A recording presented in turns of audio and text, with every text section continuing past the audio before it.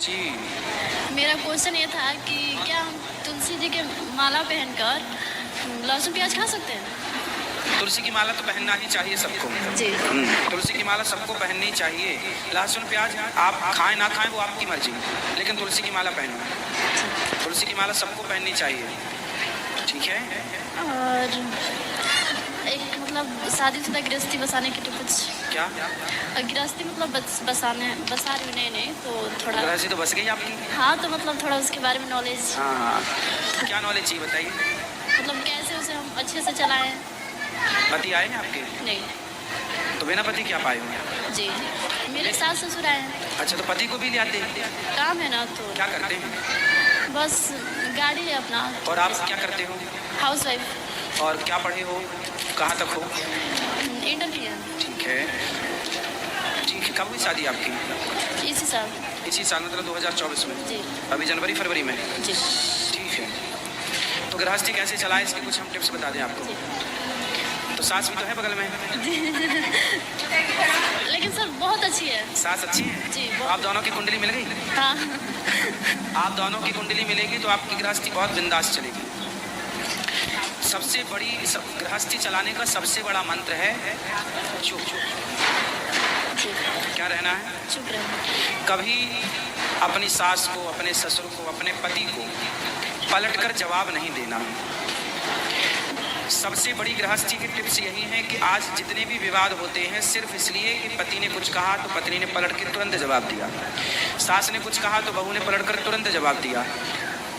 पति को भी ये बात समझनी चाहिए और सास को भी ये बात समझनी चाहिए कि बहू कुछ बोले तो सास ये ना सोचे कि मैं तो सास हूँ, बड़ी हूँ, मालकिन हूँ।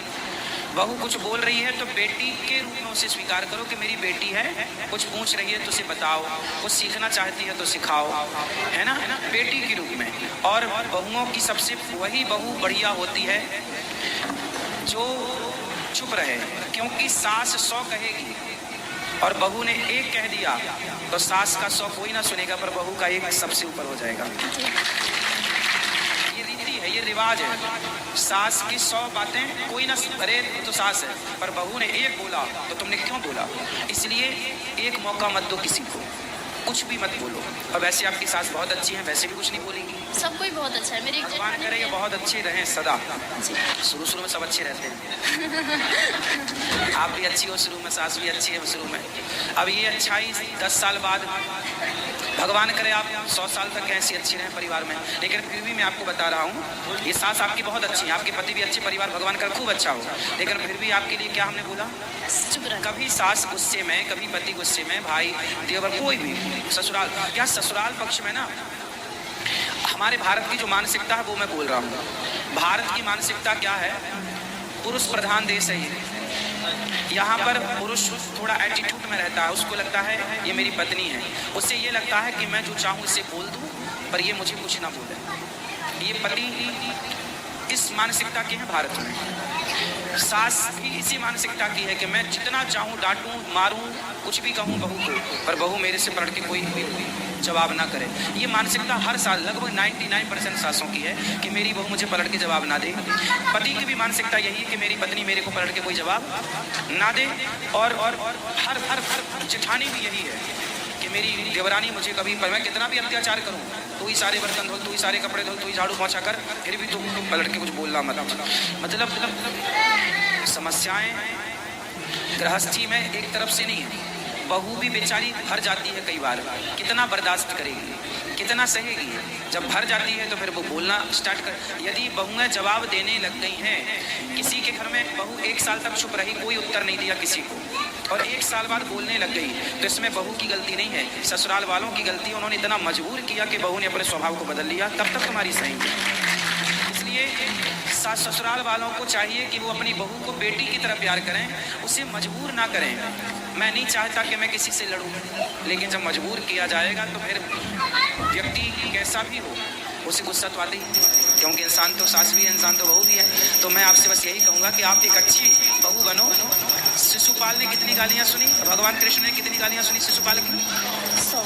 हाँ, ये गृहस्थी का मूल मंत्र है कि 100 बातों तक तो कम से कम चुप रहो।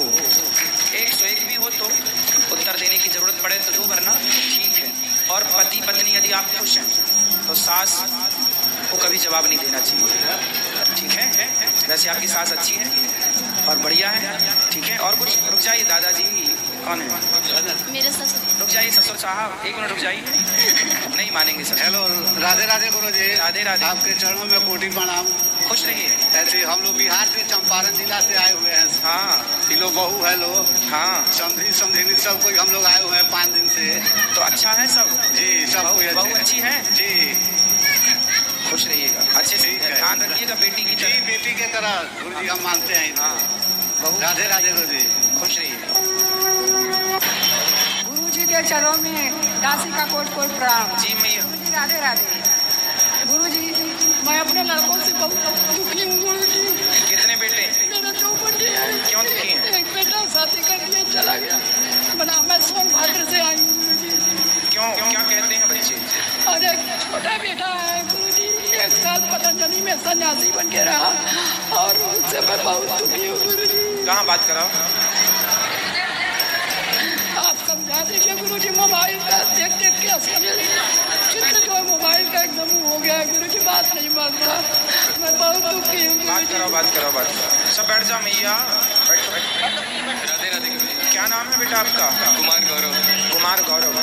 तो आप संन्यास ले चुके थे? नहीं लिए नहीं थे, ब्रह्मचारी के पद पर गए थे स्वामी रामदेव जी के पास। तो फिर कैसे वापस आ गए? क्यों आ गए? वहाँ पर मतलब हम रह रहे थे, सब चीज़ सही था, लेकिन मेरे माता पिता नहीं चाह रहे थे कि तुम वहाँ रहो, मेरे पास आ जाओ। मेरे एक बड़े भैया भी हैं, उनका शादी विवाह हो गया है, तो वो अपना बाहर अलग रहते हैं। तो भाई अब देखो, बड़े भैया अलग रहते हैं तो माँ की सेवा की जिम्मेदारी आपकी हुई कि नहीं? जी।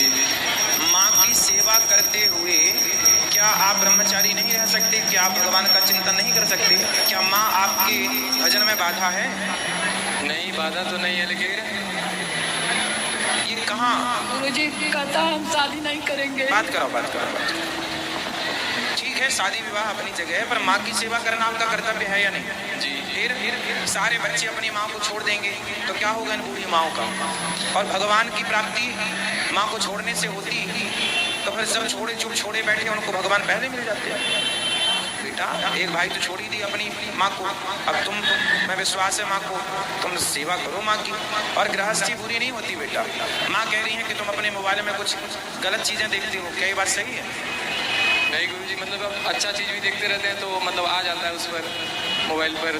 तो ये बताओ कि आप ब्रह्मचारी हो, संन्यास लेने का मन बना रहे हो, तो संन्यास लेने का अर्थ क्या हुआ?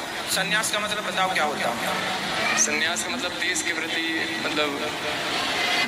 छोड़ दो अभी आप ये सब बातें। गुरु जी वहाँ भी मोबाइल इनके सेवा में भैया बात तो करने दो, आप बार बार छीन लेते हो। संन्यास का मतलब होता है कि सभी प्रकार से अपने मन को, है ना, सभी प्रकार से अपने मन को संसार की हर विषय वस्तुओं से मन को हटाकर, संसार को बाहर से हटाकर, मन को बाहर से हटाकर भगवान के चरणों में समर्पण कर देना ही सबसे बड़ा संन्यास है।